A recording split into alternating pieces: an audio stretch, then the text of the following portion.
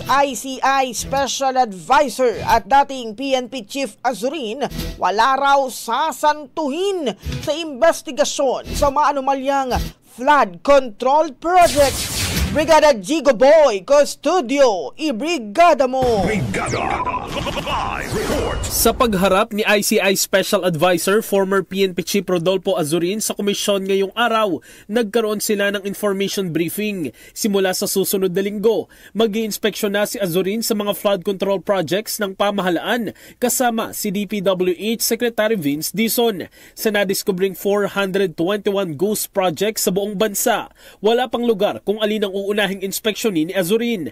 Makikipag-ugnayan pa siya sa PNP at sa EFP para humingi ng tulong sa inspeksyon at sa investigasyon sa mga maanomalyang flood control projects. Ayon kay Azurin, mahirap ang iniatang sa kanyang trabaho, lalo pat si Baguio City Mayor Benjamin Magalong ang kanyang pinalitan pero kanya raw itong kakayanin. Giit niya, walang secret cow sa gagawing investigasyon. Hindi siya papayag at lahat ay dapat ay iimbestigahan.